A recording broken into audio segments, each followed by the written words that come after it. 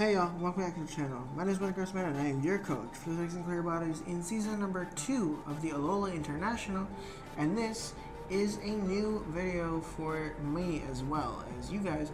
This is a season in review where I take a look at the Alola International season 2 for the Texan Clearbodies as a whole, and I just kind of discuss like our performance, our draft, my thoughts overall, how well do I think I've gotten, do I think I've gotten better, things of that nature. I'm not intending this to take super long, and if it does, I do apologize. If you enjoy this quick rundown of the season, in a sense, season in review, then be sure to leave a like down below. Also be sure to subscribe because there are leagues to come, and there will be an update video soon with regards to things to come. So look out for that. But all we're gonna do, excuse me by the way, I'm drinking soda right now to stay awake as I record these videos for you guys. This, however, is the last one that I have recorded. Yay!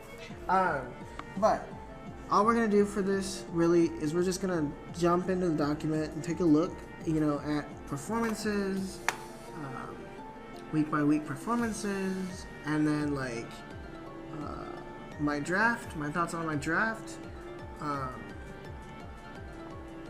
My performances, my thoughts on those, week by week, I think, or just like overall, and then we'll look at like the season overall, like the community, and my thoughts in general, what I have returned, of course, as well. So let's go ahead and jump in. So we're going to be using the doc a lot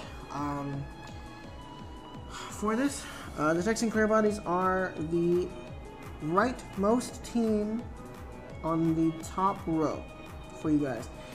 Looking at drafts, so let's start off with our draft. We drafted Vaporeon first, followed by Mew, which ended up becoming our Z Crystal user with Mega Pinsir, Donphan, Jolteon, Amoonguss, Ferrothorn, Kecleon, Piloswine, Delphox, and Crobat. So, looking at it, Vaporeon was just something I wanted to grab because I got ideas from Aaron, who he has used Mega Pinsir before in League format, and he gave me the idea of you need defensive walls. So Vaporeon was the first thing that came to mind as far as defensive walls. Mew also was a defensive wall. Unfortunately, Vaporeon is not a mon I've used before, so I used it to the best of my ability. Definitely learned how I should be using it. Can definitely get better, but definitely learned. Mew turned out to be a Z Crystal user because of its versatility. I decided to make it a Z Crystal user, and I don't regret it. Mew didn't perform as well as it should have, in my opinion, as far as what Mew does, but at the same time, did I put it in the right role? That's my question. Mega Pinsir also didn't perform as well as it should have, but I didn't execute it as well as I should have. So I need to learn how to use Mega Pinsir, but I definitely got experience using it in this format. Donphan was another one of those pickups, which was another one of those defensive walls, but also Donphan put on a lot of pressure, and I loved using it.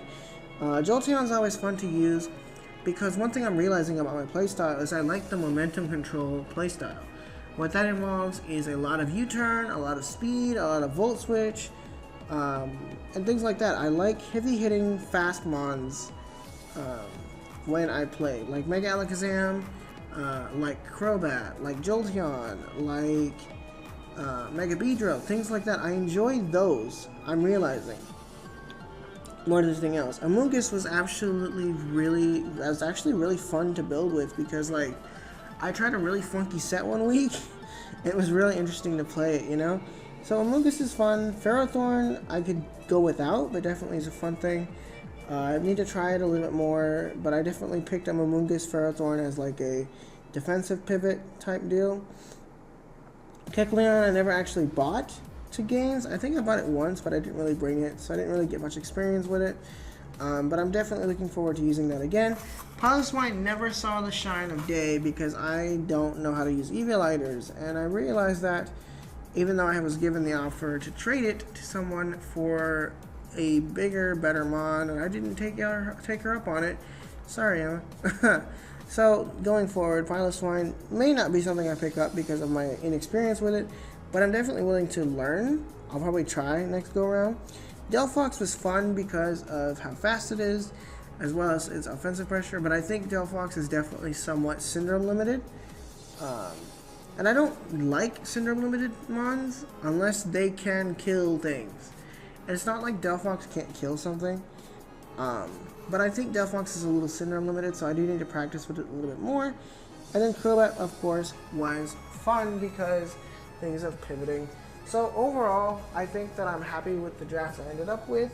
It performed relatively well given the conditions that I put it in. As a coach, I think I've gotten better with using mons like that. Am I perfect? No. Do I need to improve? Yes. When will I improve? In league format going forward. Am I willing to improve? Absolutely. So that's the big stuff there. Now, let's go ahead and jump in on the Texan Clearbodies performances, which is a little further down because they have week by week. So let's find Tex. So let's go ahead and take a look here at my performances. Looking on the right side of the screen here, as I'll just scroll through a little bit here. Looking at overall performances, we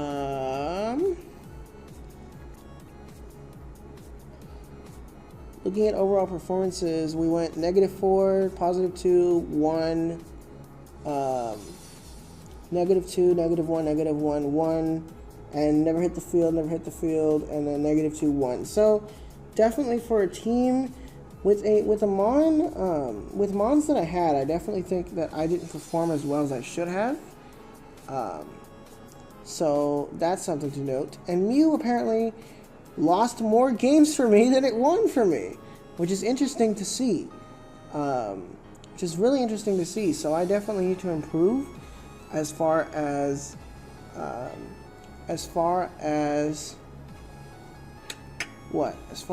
performances.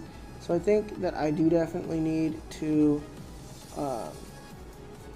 improve. However, one thing to note is that we did finish off a decent rate. We finished off 6-6, going off of a -6 loss in week 2, which I'll cover in a minute. We finished up 6-6 in the record overall with a -3 differential, which I definitely would think is a massive, massive comeback. Not something I'm necessarily all that happy for, but it was a very, very close season. I am proud of how I performed. Do I need to improve? Yes. Am I willing to improve? Yes. So we'll look into the future and we'll see, you know? So looking at the performances of mons,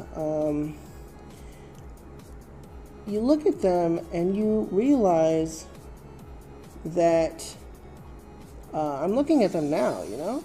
I'm looking at them now, and every mon pretty much that I bought to the majority of my games has lost more games than they have won. And I think that the reason for that is because I am not the best coach in the world. So I need to learn as far as becoming a coach, but that's something to note, you know, as far as what I need to improve on. So I'll know it. I'll improve for next season.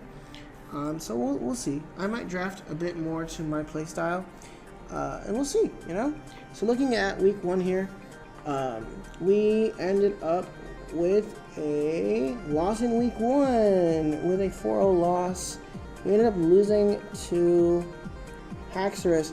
And okay, this one was the one that I tried the Funky Amoonguss on.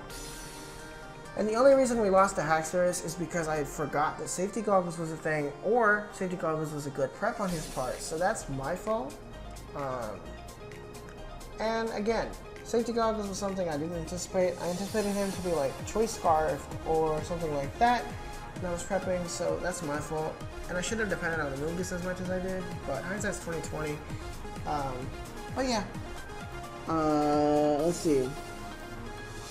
Week 2 was the loss against Greninjas to a Calm Mind Reuniclus. That thing hurt like a fool. I want y'all to know, that thing hurt like a fool.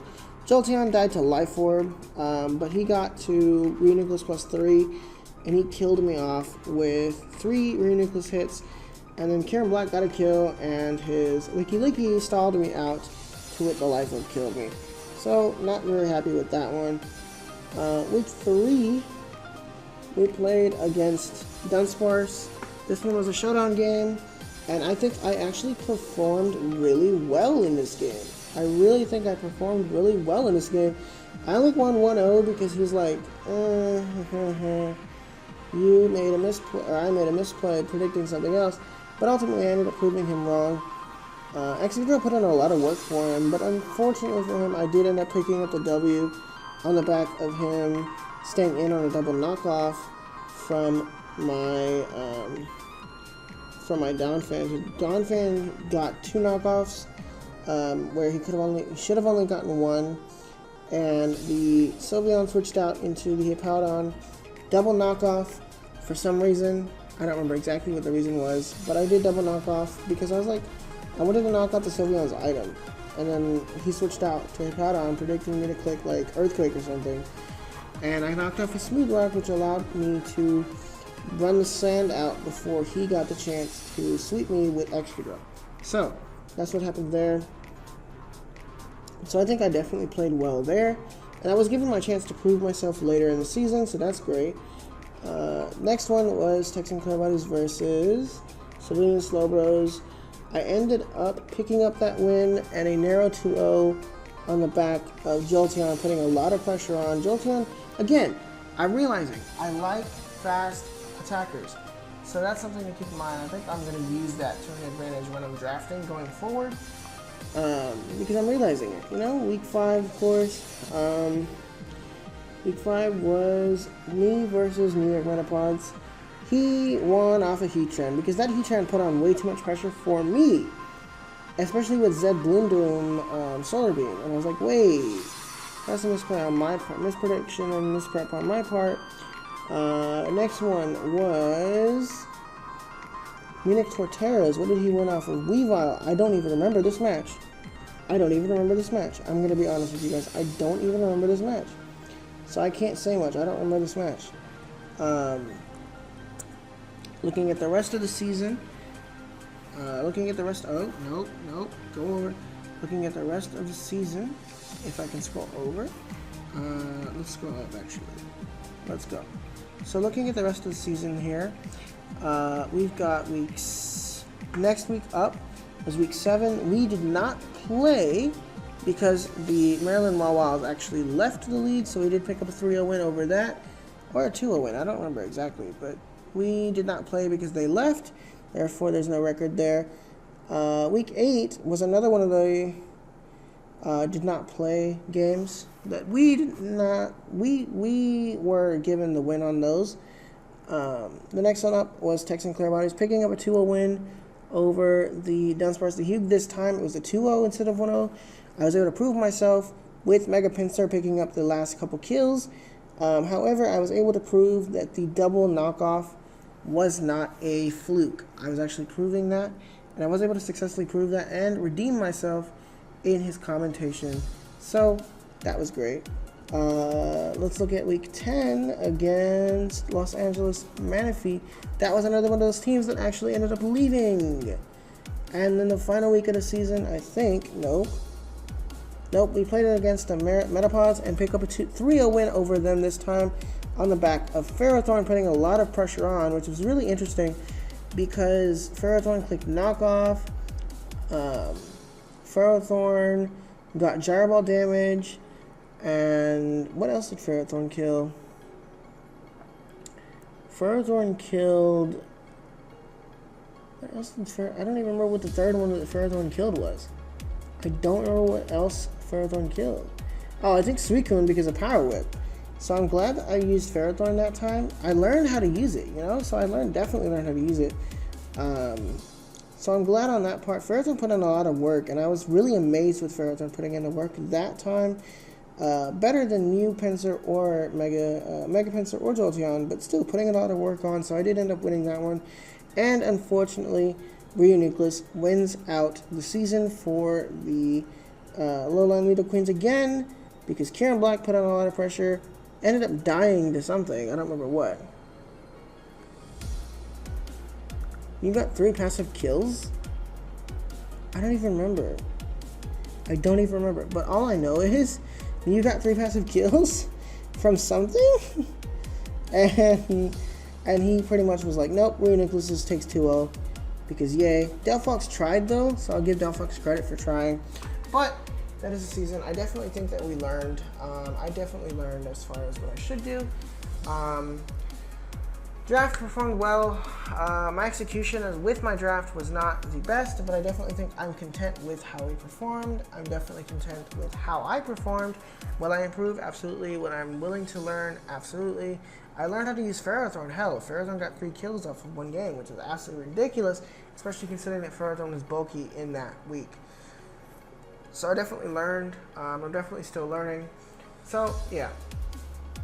Season performance overall, my 6-0 was really disheartening against Grounded. I lost 6-0 to him in week 2, but I was able to semi-redeem myself by showing him that the 6-0 was a fluke, but I still would have lost to you because Greninjas is a pain in the butt. Because I didn't make the switch on the right time. That was my mistake there. And then being able to redeem myself against Hammer was absolutely rewarding. So I'll take that as well. Thoughts of the season overall. Community was great. I'm sad that people left. I hate that the do not play wins were given to me. I wish I had earned them, but it's fine. I'll take what I get, you know? Looking forward to next season, absolutely. I am coming back for next season.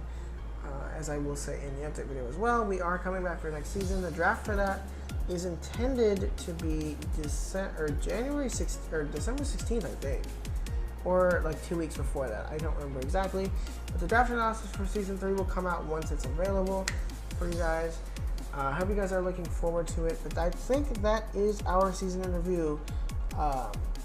Overall, I think we did well. Can I improve? Absolutely. Will I improve? Yeah.